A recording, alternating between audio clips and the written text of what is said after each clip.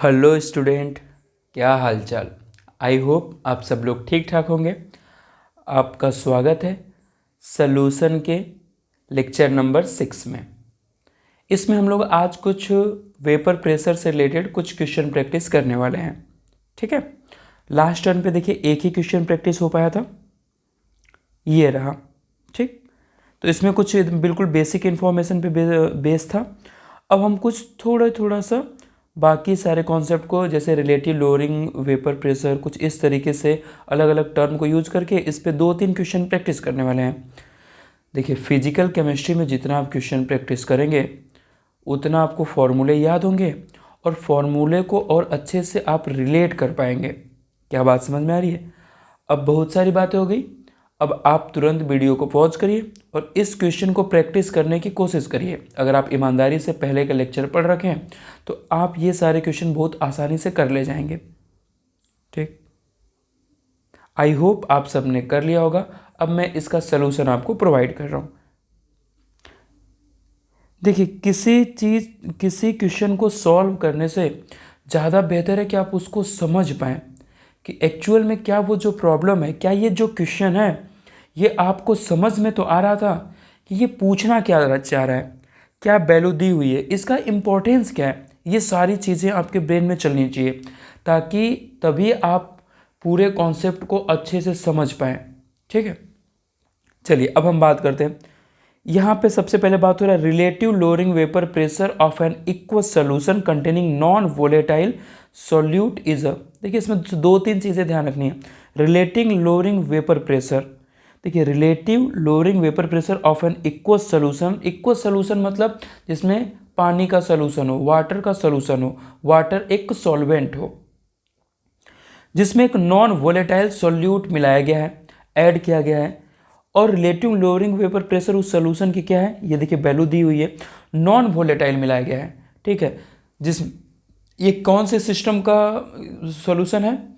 Solid liquid solution का।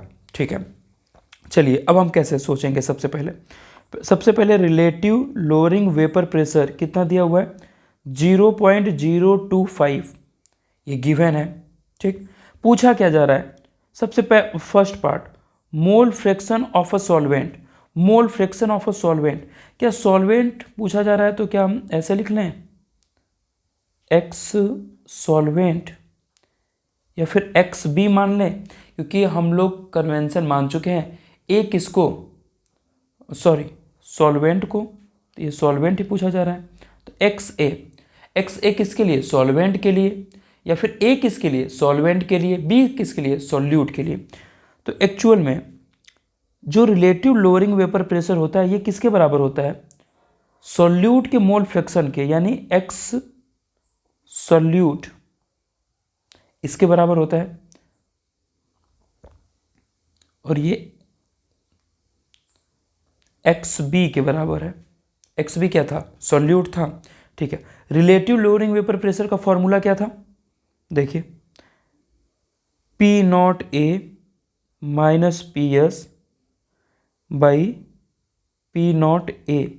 Sir ये तो डायलूट वाला है, फिर आप कैसे यूज कर पा रहे हैं? देखिए, मोल फ्रैक्शन जो सॉल्यूट का आ रहा है बहुत ही कम है। मोल फ्रैक्शन सॉल्यूट का बहुत ही कम है, और यहाँ से इक्वल सोल्यूशन दे रखा है जिसमें यानी कि वाटर है, और मोल फ्रैक्शन उसमें बहुत ही कम है।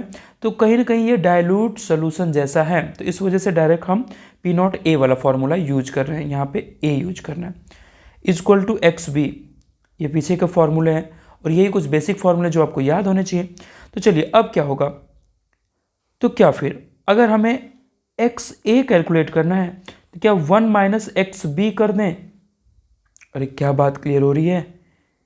रिलेटिव लोअरिंग वेपर प्रेशर या तो इतना सब कुछ आप करिए, या तो बहुत आसान था, बिल्कुल ट्रिकी था कि एक्स बी यहाँ से रिलेशन आप निकाल लिए कि एक्स बी ये गिवन है आपको।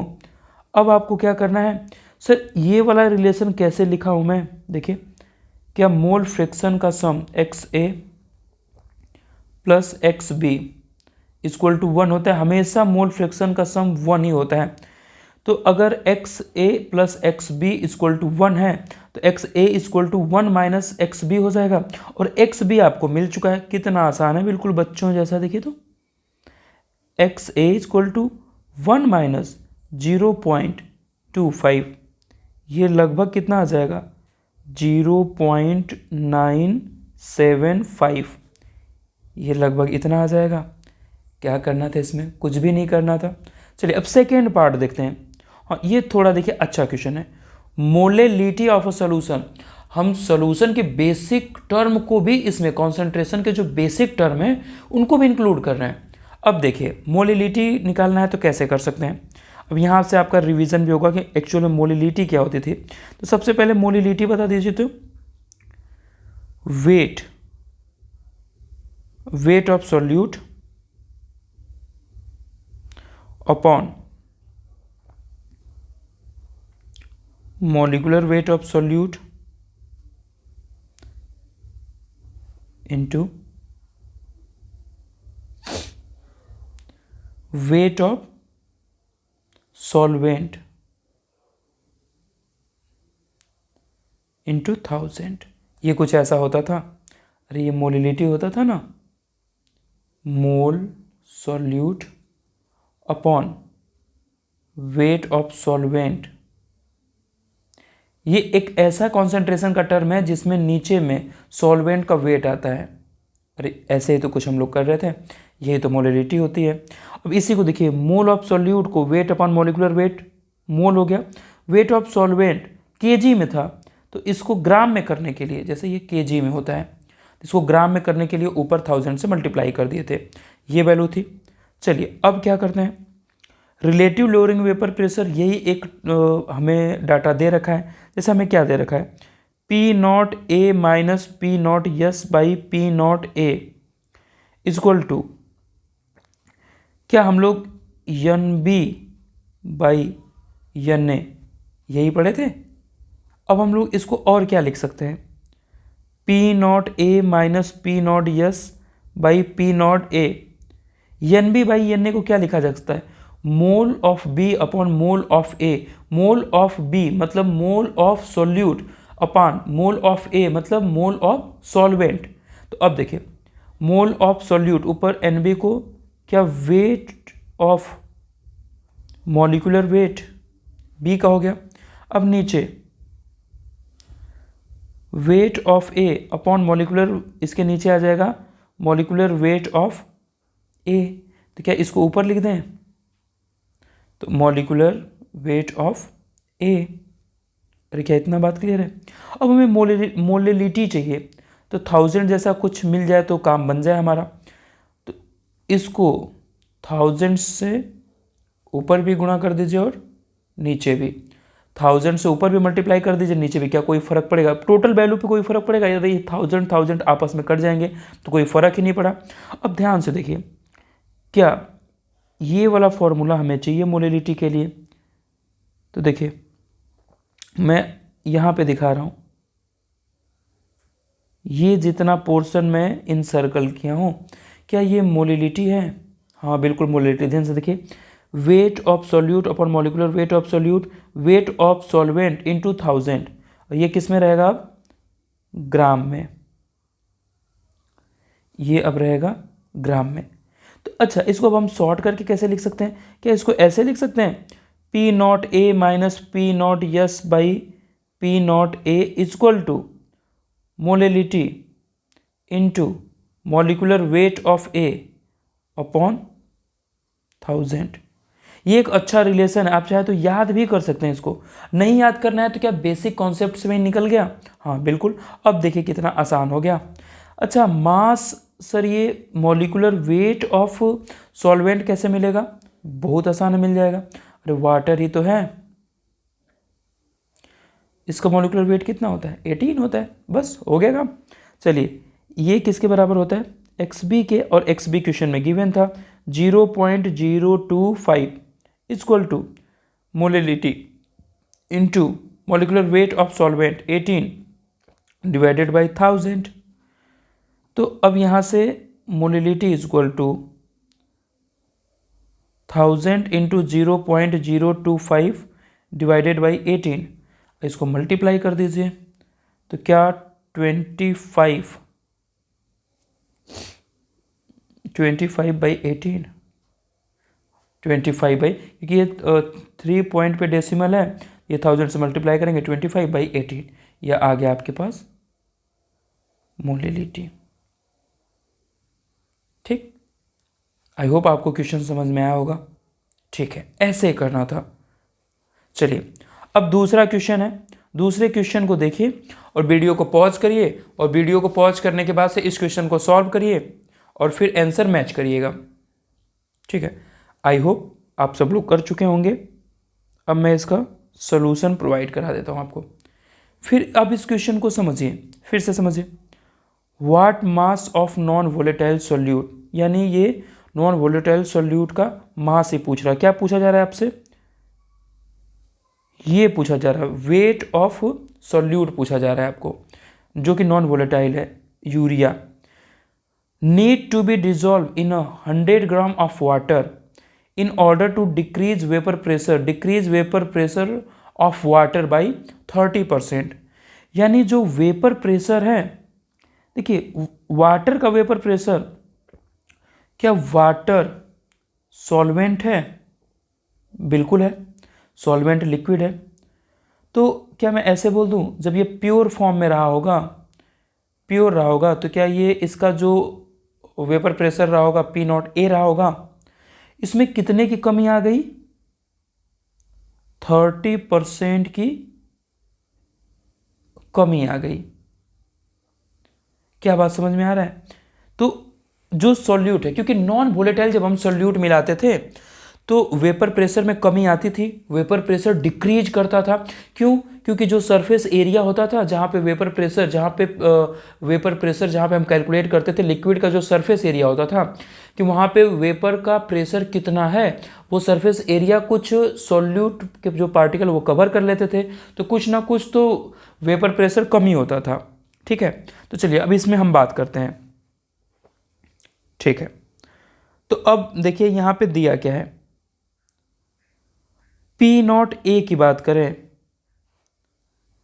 तो P0A मान लो, देखिए क्योंकि परसेंटेज में दिया हुआ, देखिए इसमें बहुत सारी चीज़ें सीखनी है आपको। 30% दिया हुआ है, तो P0A को पहले 100% मान लें, तो क्या हम इसको प्रेशर मानना है, तो क्या 100 mmHg मान ले रहे हैं। अब वो डिक्रीज कर रहा है, कितना डिक्रीज कर रहा है हमें बताया नहीं गया, तो इसी वजह से हम परसेंटेज में बात है तो 100% मान के चलेंगे, तो वो कैलकुलेशन थोड़ी आसान हो जाएगी। मानने के लिए तो आप कुछ भी मानिए, उसको 30% से डिक्रीज कर दीजिए। जैसे मान लेते हैं, अब P0 सोल्यूशन कितना हो जाएगा? 70 mmHg। जैसे मान लेते हैं इसको 50 मानते तो उसका 30% हो जाता ये। अरे क्या बात समझ में आ रही है? ये 35 हो जाता वेपर प्रेशर ऑफ सोल्यूशन, ये 35% हो जाता अगर हम प्योर स्टेट में सॉल्वेंट का वेपर प्रेशर 50 कंसीडर करते, क्योंकि वो तो 30% से ही डिक्रीज कर रहा है, लेकिन 100% मान लेना काफ़ी आसान हो जाता है कैलकुलेशन के लिए। तो चलिए, तो क्या सर, अच्छा अब यहाँ आप बताइए फॉर्मूला कौन सा लगेगा? सर ये लग जाएगा P0A minus P0S by P0A is equal to XB। ये कब लगता है? जब डाइल्यूट सोल्यूशन हो। ये नहीं लगेगा। ये कब लगता है? Dilute solution. सर आपको कैसे पता कि वो डाइल्यूट सोल्यूशन है या नहीं है? हाँ देखिए कैसे पता, ये सारी बातें बिल्कुल सही है। डाइल्यूट सोल्यूशन होता तो इतना ज़्यादा वेपर प्रेशर डिक्रीज नहीं होता जितना ज़्यादा ये वेपर प्रेशर डिक्रीज हो रहा है। क्या बात क्लियर है? ठीक है, चलिए अब हम बात करते हैं इसके बारे में। तो अब बेसिक, अब हमारा जो कि किसी भी सॉल्यूशन के लिए एप्लीकेबल वो कौन सा? इस A के जगह बस PS हो जाएगा, सॉल्यूशन वाला हो जाएगा। चलिए अब देख लेते हैं, तो क्या अब ऐसे लिख सकते हैं हम P0A माइनस PS। ये फॉर्मूला तो किसी भी सॉल्यूशन के लिए वैलिड है, चाहे वो डाइल्यूट हो या ना हो। क्या NB बाई NA होता था? NB बाई NA होता था। तो क्या इसको अब हम वेट और मॉलिक्यूलर वेट के फॉर्म में रख लें, क्योंकि वेट ही तो चाहिए हमें, किसका? B का। देखिए ये चाहिए हमें, तो यहाँ पे मैं लिख देता हूँ weight of B upon molecular weight, weight of A upon molecular weight, तो मॉलिकुलर वेट ऊपर चला जाएगा। ठीक, तो अब इसको सॉल्व कर लेते हैं। अब कितना हो, इसको अगर हम सॉल्व करें तो पी नॉट ए कितना 100 हम माने हैं यहाँ से, और P not S 70 by 70 equal to weight of B, यही तो कैलकुलेट करना है। और बाकी मॉलिकुलर वेट, यूरिया का मॉलिकुलर वेट 60 होता है। मैं यहाँ पे लिख देता हूँ क्वेश्चन के पास में, molecular weight of urea equal to 60। तो क्या मॉलिकुलर वेट ऑफ यूरिया मिल गया कितना 60 इंटू मॉलिकुलर वेट, ये मॉलिकुलर वेट ए का है। ए का मॉलिकुलर वेट कितना 18 क्योंकि वाटर है, अपॉन वेट कितना दिया हुआ है 100 ग्राम, वाटर का वेट कितना है 100 ग्राम। बस अब इसको सॉल्व कर लीजिए, यहाँ से अब इस पार्ट को कैलकुलेट किया जा सकता है। चलिए आगे भी करके देख लेते हैं क्या हो जाएगा। इसको ऐसे कर सकते हैं, इधर कितनी आ गई वैल्यू, ये आ गया आपका 30/70 इक्वल टू, ये हो जाएगा आपका WB/60 इंटू 18/100, ये गया इससे कैंसिल हो गया। तो weight of B equal to, अब देखिए ये 60 है और ये 100 है, इधर 18 है, तो वेट ऑफ बी कुछ ऐसे निकाल सकते हैं आप, 3 इंटू 60 इंटू 100 अपॉन 7 इंटू 18। बस अब आप इसको सॉल्व कर लीजिएगा। अरे यही तो करना है। ठीक, चलिए अच्छा, अब अगला क्वेश्चन। अच्छा, तो इस क्वेश्चन में एक्चुअल में सीखना क्या था, क्या क्लिक करना चाहिए था ब्रेन में, आपको ये क्लिक करना चाहिए था जो 30% से डिक्रीज हो रहा है वो, यानी पी एस, ये सारी वैल्यू आप कैसे कैलकुलेट करेंगे, कुछ इस तरीके से। तो सीख ही तो रहे हैं आप, एक एक चीज़ों को सीखिए। चलिए इस क्वेश्चन को भी सॉल्व करिए। तो आप इस क्वेश्चन को सॉल्व करिए, फिर उसके बाद से मैं आपको सॉल्व करके बताता हूँ।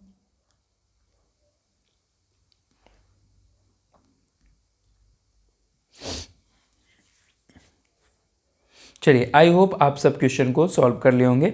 अब मैं आपको बता रहा हूँ फिर से। अब इसको देखिए, तो कभी आप ना घबराया मत करिए, कोई क्वेश्चन नहीं सॉल्व होता है तो आप सीख ही तो रहे हैं, लेकिन देखिए कि एक अप्रोच क्या रखी जाती है, क्वेश्चन की लैंग्वेज को कैसे समझा जाता है।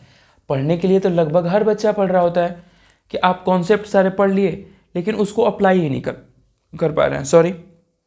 चलिए आइए अब हम बात करते हैं। हाँ, ये थोड़ा सा और अच्छा क्वेश्चन है। Vapour pressure of a dilute equal solution, देखिए यहाँ पे डायलूट आ ही गया, of a glucose in 700 mmHg at 373 kelvin. तो क्या कैलकुलेट करना है, मोल फ्रैक्शन ऑफ सोल्यूट मतलब XB, मोलिलिटी ऑफ सोल्यूशन, हाँ ये तो सर अभी कुछ देर पहले हम लोग किए थे, वहीं से फॉर्मूला सीधे लिख लेंगे। चलिए तो अब हम बात कर रहे हैं इसमें, देखिए इसमें समझने जैसा क्या है, इसमें एक्चुअल में समझने जैसा ये है कि जो वेपर प्रेशर सोल्यूशन का कितना दे रखा है, vapour pressure of a dilute equal solution कितना दे रखा है 700 mmHg। तो अब ये हमें क्या चाहिए, P0A चाहिए, सॉल्वेंट का प्योर फॉर्म वाला चाहिए। अब सॉल्वेंट क्या, वाटर है, सॉल्वेंट क्या है, वाटर है। और देखिए एक इन्फॉर्मेशन यहाँ से दे रखा है 373 केल्विन, क्या 373 केल्विन मतलब वाटर का बॉइलिंग पॉइंट है, क्या ये 100 डिग्री इसको लिख सकते हैं हम, 273 को 0 डिग्री लिखते हैं तो उसमें 100 ऐड कर देंगे तो क्या ये 100 डिग्री हो जाएगा। अब ये क्या है, वाटर का बॉइलिंग पॉइंट है, बॉइलिंग पॉइंट ऑफ वाटर है, मतलब वाटर का बॉइलिंग पॉइंट मतलब एक्चुअल में क्या होता है 760 mmHg। क्या बात क्लियर है, यहां से ये इंफॉर्मेशन आपको मिल गया 760 mmHg सॉल्वेंट के बारे में। सर ये हम कैसे समझ पाएंगे, ये वैल्यू याद करनी होती है कि अगर mmHg में बात करें तो जो वाटर का बॉइलिंग पॉइंट होता है उस पे 760 mmHg वेपर प्रेशर होता है, क्योंकि बॉइलिंग पॉइंट मतलब वेपर बनेंगे, वो जो प्रेशर लगाएंगे तो 760 mmHg होता है। तो चलिए, तो क्या ये वैल्यू मिल गई? बस ये ही एक क्वेश्चन में था जो आपको सोचना था, बाकी तो क्वेश्चन बहुत आसान हो गया। आप mole fraction of B, sir ये तो बहुत ही आसान है, मैं समझ गया, डाइल्यूट है। तो पहला क्या, P not A minus P not S, sorry P not S थोड़ी ना होगा, पी एस होगा, P S upon P not A equal to X B, हो गया कैलकुलेट। तो एक्स बी इक्वल टू कितना, पी नॉट ए कितना है 700 माइनस पी एस कितना है 760, तो और पी नॉट ए फिर से कितना है 760, तो ये लगभग कितना आ गया, अरे ये पी नॉट, सॉरी ये 760 माइनस 700, ठीक। तो ये ऊपर में ऐसे क्या आ गया, ये 60/760, तो क्या ये 6/76 आ गया। तो ये मोल फ्रैक्शन ऑफ बी आ गया। क्या आप मोल फ्रैक्शन सॉल्वेंट का भी कैलकुलेट कर सकते हैं क्या, 1 माइनस एक्स बी से कैलकुलेट कर सकते हैं ना आप, ठीक है। चलिए अब इसी का सेकेंड पार्ट देखिए, मोलिलिटी ऑफ अ सॉल्यूशन, कर ही सकते हैं आप, कुछ देर पहले हम लोग सॉल्व किए थे तो आया हुआ था, मैं उसी का यूज कर ले रहा हूँ। क्या P not A minus P S by P not A equal to molality into molecular weight of A by 1000। पीछे वाले क्वेश्चन में आप देख सकते हैं यही वैल्यू आई थी। क्या बात, क्या ये मोल फ्रैक्शन के बराबर है, एक्स बी के बराबर है? अगर ये एक्स बी के बराबर है तो क्या 6/76, देखिए एक्स बी आ ही चुका है, equal to molality into molecular weight किसका निकालना है, अरे मॉलिक्यूलर वेट किसका निकालना है, वाटर का, तो मॉलिक्यूलर वेट ए यानी 18/1000। और ये वैल्यू ना ध्यान रख लीजिए, जब हम 1000 को 18 से डिवाइड करते हैं तो ये 55.5 के आसपास आता है, ठीक। तो अब यहाँ से मोलिलिटी निकाल लेंगे आप, क्या ऐसे करेंगे तो ये 55.5 आ जाएगा, तो मोलिलिटी इक्वल टू हो जाएगा 6 इंटू 55.5/76। लीजिए ये चल ही नहीं रहा है, ये 76, क्या क्लियर हुआ, ये आ गया मोलिलिटी, ठीक। और तो कोई क्वेश्चन है नहीं। वैसे ये सारे कॉन्सेप्ट को कवर कर लिया गया, आज जितना भी आप क्वेश्चन प्रैक्टिस किए हैं, इन सारे क्वेश्चन को एक बार और प्रैक्टिस, देखिए ये चार क्वेश्चन हैं, अगर टोटल देख लिया जाए तो पीछे का भी वीडियो मिला लिया जाए। देखिए ये क्वेश्चन नंबर 1 वेपर प्रेशर से रिलेटेड, क्वेश्चन नंबर 2, फिर ये आ गया क्वेश्चन नंबर 3 और एक क्वेश्चन नंबर 4।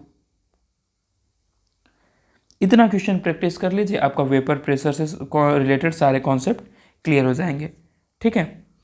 तो आज के लिए इतना ही, यहाँ तक वीडियो में बने रहने के लिए आपका बहुत बहुत धन्यवाद। कोई भी डाउट वगैरह है तो आप कमेंट सेक्शन में कमेंट करके पूछ सकते हैं, मैं ज़रूर से रिप्लाई कर दूंगा। Thank you.